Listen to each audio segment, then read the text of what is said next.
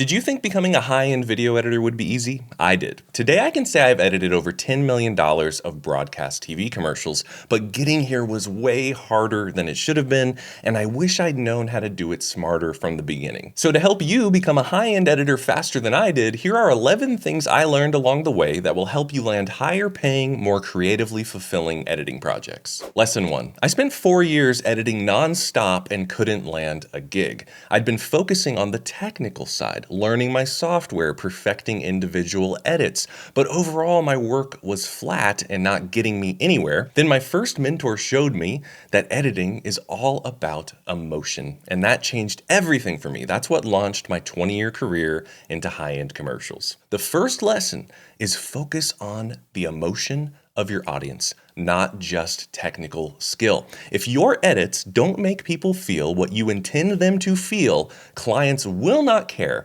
how technically perfect your cuts are. Lesson 2. Early on, I asked my mentor for notes on a short film, and I was expecting to get feedback on individual edits or maybe some sound design here and there. Instead, he gave me literally pages of notes all on the story. My inciting incident was too late. Act 2 didn't have enough rising action.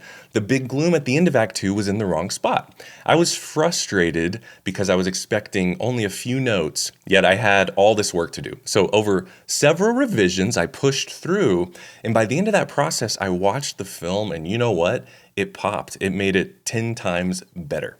The second lesson is this: get the story right. Everything else comes after. Lesson 3. There was a time early in my career where I was editing tons and tons of soul-crushing corporate videos. Maybe you can relate. And guess what that showreel of corporate videos got me?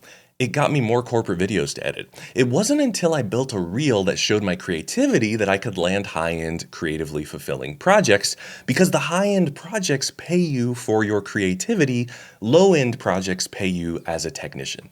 The third lesson is to build a show reel that shows the type of creative work that you're capable of and that you want more of. Lesson 4. But how do you do that? Well, I worked for free on a short film that ended up going viral and was purchased by Fox Studios and turned into a big Hollywood movie. Suddenly, I had a creative reel piece that opened doors to high-end jobs, and as an added bonus, when the film sold, I got a bigger paycheck than I ever would have if I had charged to edit it in the first place.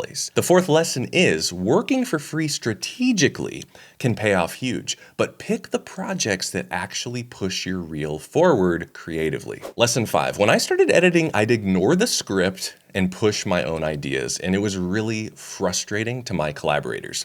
Then I realized their frustration, so I swung the other way, and I said, I'm just gonna cut the script. Until one day, a creative director at an ad agency told me they were disappointed because I wasn't adding any new ideas. Here's the key: you've got to do both. You have to deliver what the client expects while also giving ideas that elevate the work.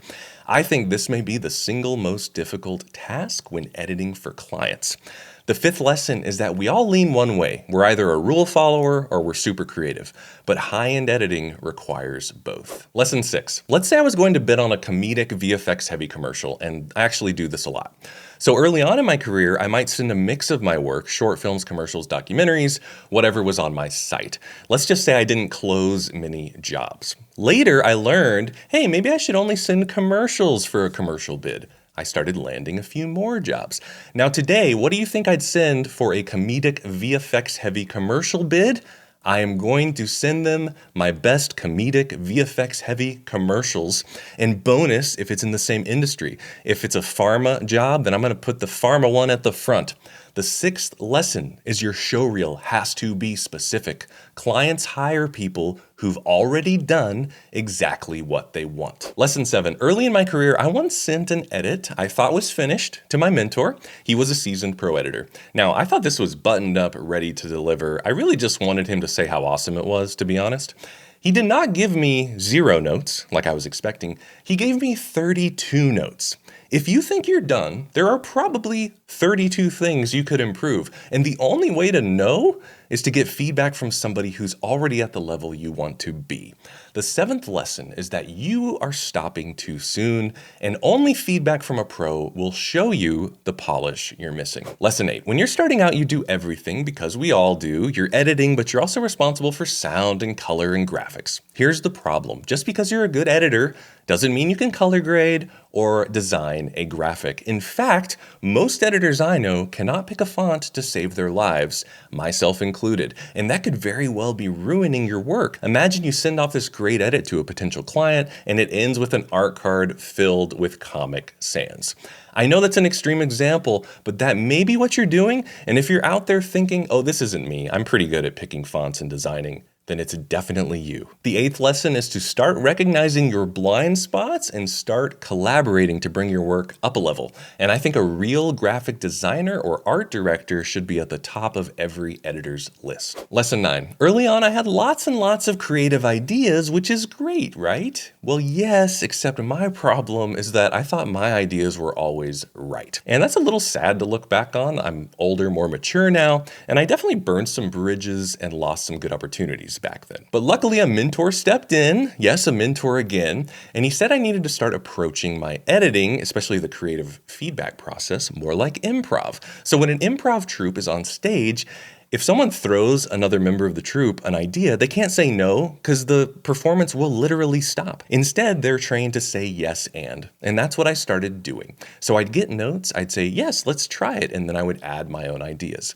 So if you want to get paid for your creativity, you must learn to collaborate in this way. The 9th lesson is to take feedback without getting defensive, be willing to experiment, try new things, and trust the process. Lesson 10. I edited day and night for 4 years before landing a gig, and that sort of put me in this rock bottom type of place, so I was finally willing to do something I hadn't been willing to do before, and that was to approach a real pro editor and ask them for help. Luckily, they said yes, and in a few weeks I learned more about creating an emotionally impactful edit than I had in 4 years going it alone.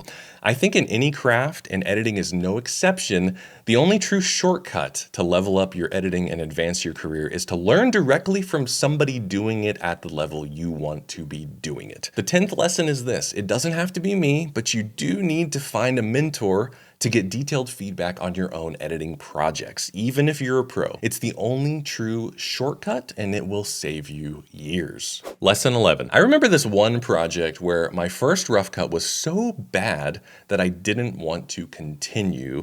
And instead of giving up, the director and I decided we're just gonna go through with a fine-tooth comb and cut out every single thing that was making it bad. So if an actor said something that kind of wasn't authentic, we cut out the line. If there were extra frames on a camera shot where it was looking kind of wonky, we cut out before the wonkiness.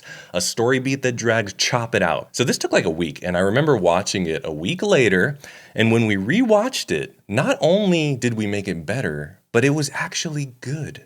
The 11th lesson is to relentlessly remove everything that doesn't work in your edit.